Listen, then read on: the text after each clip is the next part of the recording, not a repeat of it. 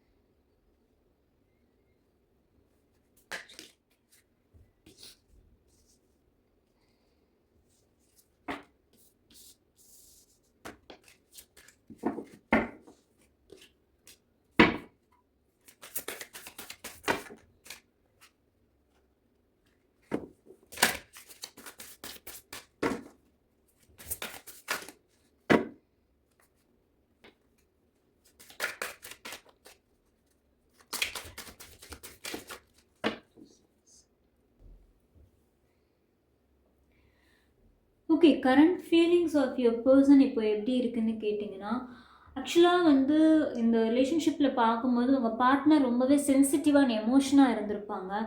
ஒரு உச்சக்கட்ட கோபமும் படுவாங்க, உச்சக்கட்ட அழுகையும் இருக்கும், உச்சக்கட்ட அமைதியும் இருக்கும், எல்லாமே பார்த்துருப்பீங்க. உங்கள் பர்சனோட எல்லா எமோஷன்ஸுமே நீங்கள் பார்த்துருப்பீங்க. பிகாஸ் எந்த எமோஷனுமே ஸ்டெபிளாக இருந்திருக்காது. அண்டு மாறிக்கிட்டே இருந்திருக்கும் எமோஷன்ஸ் அப்படிங்கிறது உங்கள் பார்ட்னர்கிட்ட நீங்கள் நோட் பண்ணி பார்த்துருந்தீங்கன்னா தெரிஞ்சிருக்கும். ஸோ எதுக்காக கோவப்படுவாங்க, எதுக்காக அழுவாங்க, எதுக்காக ரியாக்ட் பண்ணுவாங்கன்னே தெரியாது. அப்படிப்பட்ட ஒரு ஜட்ஜ் பண்ணவே முடியாது. அந்த பர்சன் அப்படி தான் இருந்திருப்பாங்க உங்கள் பார்ட்னர் ஆக்சுவலாக சொல்ல போனால். அண்ட் உங்கள் பார்ட்னருக்கு ஆல்ரெடி ஒரு பாஸ்ட் இருக்கலாம். ஓகே, அவர் உங்களுக்கு ஆல்ரெடி ஒரு பாஸ்ட் இருந்திருக்கலாம். சரியா? மோரோவர் இங்கே இந்த ரிலேஷன்ஷிப்பில் இப்போது இன்றைக்கி இந்த ரீடிங் பார்க்குறவங்களுக்கு அந்த பாஸ்ட் பர்சன் அப்படிங்கிறவங்க ரீஎன்ட்ரி ஆயிருக்கணும். உங்கள் லைஃப்லேயோ இல்லை அவங்க லைஃப்லேயோ அந்த பாஸ்ட் பர்சன் அப்படிங்கிறவங்க ரீஎன்ட்ரி ஆயிருக்காங்க. ஸோ அதனால தான் இந்த ரிலேஷன்ஷிப்பில் ஏதோ ஒரு பிரச்சனை மாதிரி எனக்கு தெரிய வருது. ஓகே, ஸோ பாஸ்ட் பர்சனை இன்க்ளூட் பண்ணாதீங்க. இங்கே பாஸ்ட் பர்சன் வந்து சும்மா அவங்களோட தேவைக்காக எதுக்கோ ஒரு இன்ஃப்ளூயன்ஸ் பண்ணுறதுக்காக தான் வந்திருக்காங்களே தவிர்த்து நிஜமாகவே பாசம் வச்சு ஒரு திரும்பி ரீகனெக்ட் பண்ணணுங்கிற ஆசையில் அவங்க வரலை. ஸோ இது உங்கள் பார்ட்னருக்குமே புரியும். சப்போஸ் பாஸ்ட் அப்படிங்கிறது உங்கள் பார்ட்னருக்கு இருந்தது அப்படின்னா உங்கள் பார்ட்னருக்குமே இது புரிய வரும். அது வரைக்கும் வெயிட் பண்ணுங்கள். ஓகே, அண்ட் இந்த பாஸ்ட் அப்படிங்கிற பர்சன் வர்றதுக்கு முன்னாடியே உங்கள் பார்ட்னருக்கு ஆக்சுவலாக உங்கள் பார்ட்னருக்கோ இல்லை நீங்களோ எப்படி இருந்திருப்பீங்கன்னு கேட்டிங்கன்னா ஒரு விதமான ஒரு பயம் இருக்கும். இந்த பர்சனை நம்பலாமா வேணாமா, அதாவது சந்தேக பார்வையோடவே பார்க்குறது.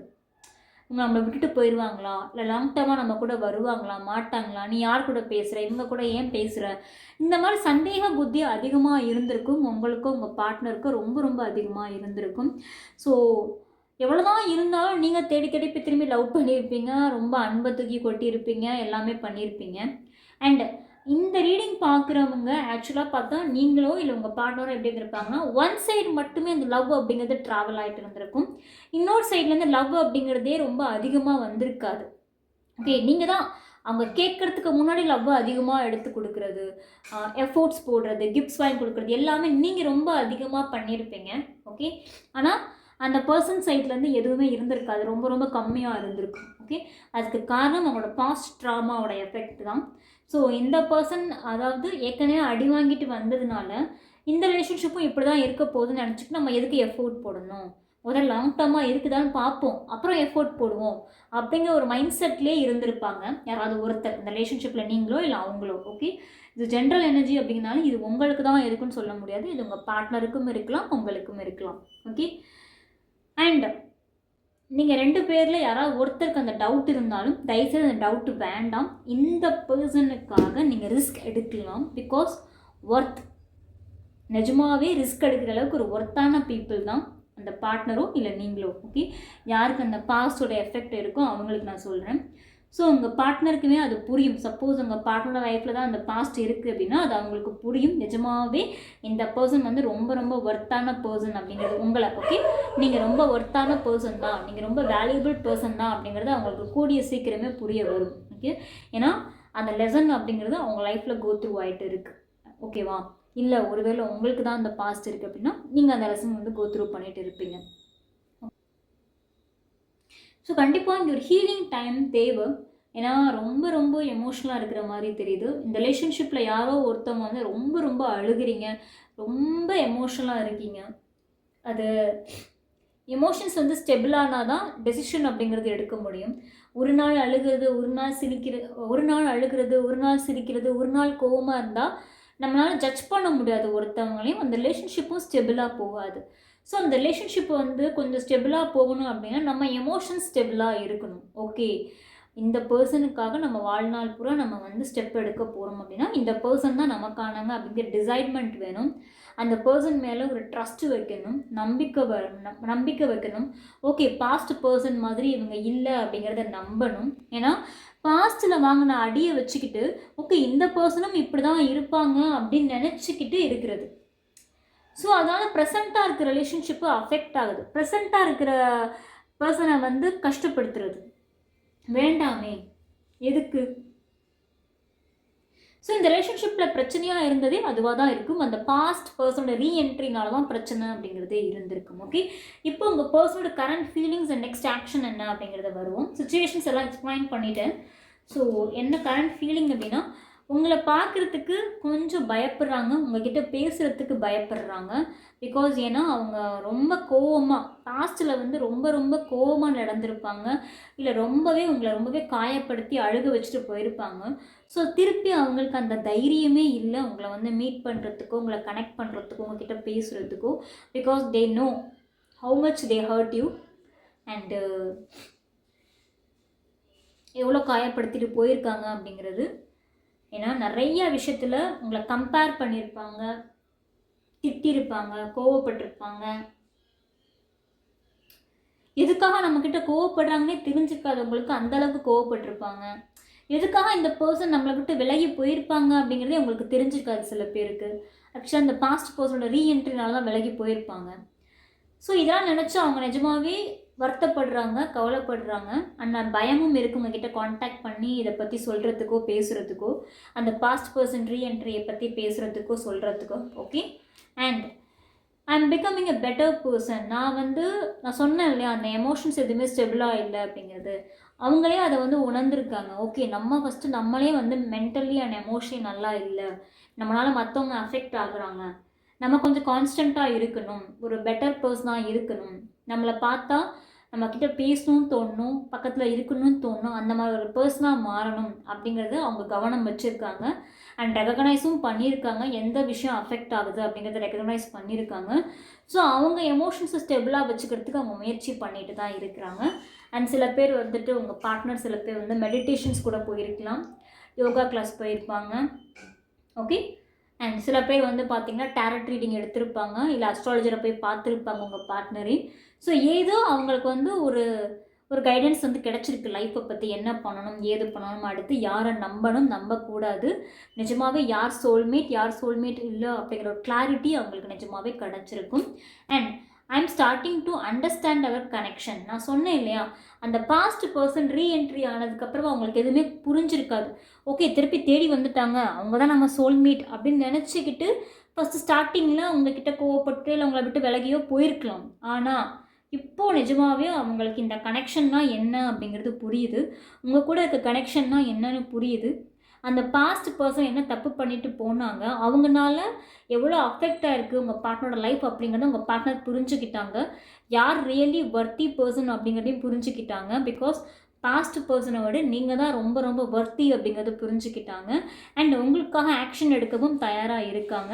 அண்ட் இப்போதைக்கு அந்த பாஸ்ட் பர்சன் மேலே எந்த ஃபீலிங்ஸுக்கும் உங்கள் பார்ட்னருக்கு இல்லை. ஸோ இதுதான் உங்கள் பார்ட்னரோட கரண்ட் ஃபீலிங். ஸோ உங்கள் பார்ட்னரோட நெக்ஸ்ட் ஆக்ஷன் என்னவா இருக்குதுன்னு கேட்டிங்கன்னா, இப்போ உங்கள் பார்ட்னருக்கு புரிஞ்சு போச்சு லைஃப்பில் என்ன அடி வாங்கியிருக்கோம், என்ன கஷ்டப்பட்டோம், யார் உண்மை யார் பொய்ங்கிறத புரிஞ்சுக்கிட்டாங்க. அதனால் அந்த பாஸ்ட் பர்சனை விட்டுட்டு உங்களை தான் தேடி வரப்போகிறாங்க. ஓகே, அந்த பாஸ்ட் பர்சன் கூட இருந்த நாட்கள் வந்து நீங்கள் சந்தேகப்படலாம். ஒருவேளை ரொம்ப லவ்வாக இருந்தாங்களோ இல்லை ஃபிசிக்கலாக இருந்திருப்பாங்களோ அப்படின்னு நீங்கள் வந்து நினச்சி பயப்பட வேண்டாம். அப்படி எதுவுமே இல்லை. பிகாஸ் அங்கேயுமே அவங்க திருப்பி ரீஎன்ட்ரி ஆனப்போ கூட உங்கள் பர்சன் வந்துட்டு நினச்சிருப்பாங்க சோல்மேட் அப்படின்னு நினச்சிருப்பாங்க. பட் அந்த ஸ்டார்டிங், அந்த ரிலேஷன்ஷிப் ஸ்டார்டிங் அந்த மொமெண்ட்லேயே அவங்க தெரிஞ்சுக்கிட்டாங்க, ஓகே சம்வேர் தேவைக்காக தான் நம்மக்கிட்ட வந்திருக்காங்க அப்படிங்கிறத உங்கள் பார்ட்னர் புரிஞ்சுக்கிட்டாங்க. ஸோ அந்த கனெக்ஷனை ஒரு வழியாக தேத்தி கீத்தி சமாதானம் பண்ணி எந்த பிரச்சனையும் இல்லாமல் அனுப்பி வச்சுட்டு உங்ககிட்ட கண்டிப்பாக தேடி வருவாங்க. ஓகே, அண்ட் வரும்போது அவங்க அந்த பழைய பர்சன் மாதிரி இருக்க மாட்டாங்க. சென்சிட்டிவாக, எமோஷ்னலாக, பாஸ்ட்டை நினச்சிக்கிட்டே இருக்கிறது, பாஸ்ட் கூட கம்பேர் பண்ணி பேசுகிறது, அந்த மாதிரி எதுவுமே இருக்காது. ஸோ முழுக்க முழுக்க உங்கள் மேலே உங்களுடைய பர்சனாக தான் திரும்பி உங்ககிட்ட தேடி வருவாங்க. ஓகே, ஸோ கவலைப்பட வேண்டாம் மேம். அப்போ அந்த பாஸ்ட் பர்சன் அப்போ திருப்பி வரமாட்டாங்களா? இப்போ போயிட்டாங்க சரி, அப்போ திருப்பி வரமாட்டாங்க என்ன மேம் நிச்சயம் அப்படிங்க கேட்குறது புரியுது. இப்போ இந்த லெசன் வந்து இஸ் லைஃப் லாங் லெசன் உங்கள் பார்ட்னருக்கு. ஸோ திருப்பி எத்தனை பேர் வந்துட்டு தேடி வந்தாலும் சரி, இல்லை எத்தனை பேர் வந்தாலும் சரி, தே ஓன்ட் டிஸ்ட்ராக்ட். ஏன்னா அவங்களுக்கு இந்த கனெக்ஷனோட அர்த்தம் என்னன்னு புரிஞ்சுக்கிச்சு, வாழ்க்கையோட அர்த்தம் என்ன அப்படிங்கிறது புரிஞ்சிருக்கு, லைஃபோட அர்த்தம் என்ன அப்படிங்கிறது புரிஞ்சிருக்கு, ஒரு பர்சனோட வேல்யூ என்ன அப்படிங்கிறது அவங்க புரிஞ்சுக்கிட்டு தான் அவங்க தேடி வர்றாங்க, புரியாமல் தேடி வரலை. ஸோ பிளண்ட்டாக அவங்க வந்து போயிட்டு திருப்பி தேடி வர மாட்டாங்க. ஒரு லெசனை கற்றுக்கிட்டு தான் அவங்கள தேடி வர்றாங்க. ஸோ கண்டிப்பாக அந்த தேடி வர பர்சன் வந்து ஒரு புது பர்சனாக தான் இருப்பாங்க. நம்புங்க அந்த பர்சனை. ஸோ பழைய பிரச்சனை எதையும் மனசில் வச்சுக்கிட்டு அந்த பர்சன்கிட்ட ரியாக்ட் பண்ண வேண்டாம். ஓகே, அந்த பாஸ்ட் பர்சனோட ரீஎன்ட்ரினால தான் இவ்வளோ பிரச்சனை எல்லாமே இருந்திருக்கும். ஓகே, நான் உங்கள் பர்சன் வந்து ரொம்ப கிளாரிட்டி திங்கிங்கோட தான் இருக்காங்க. ரொம்ப ரொம்ப கிளாரிட்டியாக, லாஜிக்கலாக, ஒரு தெளிவான ஒரு பர்சனாக தான் உங்களை தேடி வருவாங்க. ஓகே, ஸோ வரி பண்ணிக்க வேண்டாம். ஸோ உங்கள் பார்ட்னர் உங்களை விட்டு போயிருந்தாங்க அப்படின்னா கூடிய சீக்கிரமே உங்களை தேடி வரப்போகிறாங்க. ஸோ பெருசாக என்னமோ ஸ்ட்ரெஸ் ஆக வேணாம், டிப்ரெஸ் ஆக வேணாம். அண்ட் சில பேருக்கு மனசில் கவலை இருக்கும், மேம் அப்போ அந்த பாஸ்ட் பர்சன் ரீஎன்ட்ரி ஆகிருக்காங்களே, அப்போது ஏன் திருப்பி அவங்க கூட போயிட மாட்டாங்க என்ன நிச்சயம் நீங்கள் கேட்குறது புரியுது. நான் சொன்ன மாதிரி தான் இது ஒரு கார்மிக் லெசன். அந்த கார்மிக் லெசன் அவங்க கோ த்ரூ பண்ணிட்டு வரட்டும். அது வரைக்கும் வெயிட் பண்ணுங்கள். சரியா, வெயிட் பண்ணுங்கள். இந்த பர்சன் வந்து ஒரு புது பர்சன் உங்ககிட்ட வருவாங்க. அந்த தேர்ட் பர்சனோ இல்லை அந்த பாஸ்ட் பர்சனோட ரீஎன்ட்ரியோ வந்துட்டு இனிமேல் இருக்காது உங்கள் லைஃப்பில். நான் நம்புகிறேன். பிகாஸ் ரொம்ப ரொம்ப கிளாரிட்டியோடு தான் உங்கள் பர்சன் உங்ககிட்ட தேடி வர்றாங்க. ஒரு பெரிய கிளாரிட்டி. காசு கொடுத்தா கூட இந்த கிளாரிட்டி கிடைக்காது லைஃப்பில். அப்படி ஒரு லெசனை வந்து கோ த்ரூ பண்ணிட்டு தான் உங்கள் பர்சன் உங்களை தேடி வருவாங்க. ஸோ அதுக்கப்புறம் அவங்க வந்து ரொம்ப தெளிவாக இருப்பாங்க. நீங்கள் முன்னாடி பார்த்த பர்சன் மாதிரியே இருக்க மாட்டாங்க. ரொம்ப சென்சிட்டிவாக, எமோஷனலாக இருக்கிற மாதிரி இருக்க மாட்டாங்க. ரொம்ப காமன் கம்போஸ்டாக இருப்பாங்க. எமோஷன்ஸ் எல்லாமே ரொம்ப ஸ்டெபிளாக இருக்கும். ஸோ யார் மேலே அன்பு காட்டணும், யார் மேலே கோவப்படணும், யாருக்காக இருக்கணும் அப்படிங்கிற எல்லா லெசனும் கோ த்ரூ பண்ணிட்டு தான் வர்றாங்க. ஸோ செகண்ட் சான்ஸ் கொடுங்க இந்த பர்சனுக்காக. தப்பு இல்லை. தப்பு பண்ணுறது அப்படிங்கிறது சகஜம்தான். லைஃப்பில் மிஸ்டேக்ஸ் ஹேப்பன். பட் செகண்ட் சான்ஸுக்கு ஒர்த்தான பர்சன் தான் உங்கள் பார்ட்னர். ஓகே, இன்னைக்கான ரீடிங் வந்து உங்களுக்கு பிடிச்சிருக்குன்னு நான் நம்புகிறேன். இந்த ரீடிங் சம்மந்தமாக ஏதாவது டவுட்ஸ் இருக்குன்னா கமெண்ட் செக்ஷனில் கேளுங்க. இல்லை வேறு ஏதாவது டவுட்ஸ் இருக்குது, வேறு டாப்பிக்கில் எனக்கு வந்துட்டு போடணும் அப்படின்னாலும் கேளுங்க கமெண்ட் செக்ஷனில். Will explain it. இன்னும் இன்டெப்த்தாக அதை சொல்ல முடியாத மனசில் பிரச்சனை இருக்குது, கவலை இருக்குது, ஷேர் பண்ண முடியல, இதுக்கு என்ன சொல்யூஷன்னு எனக்கு தெரியல, ஒரு கிளாரிட்டி கிடச்சா நல்லாயிருக்கும்னு நினச்சிங்கன்னா டிஸ்பிளேல என் காண்டாக்ட் நம்பர் இருக்குது, வாட்ஸ்அப் பண்ணி பர்சனல் ரீடிங் எடுத்துக்கோங்க. Okay, tata bye bye. நான் அடுத்த ரீடிங்கில் சந்திக்கிறேன்.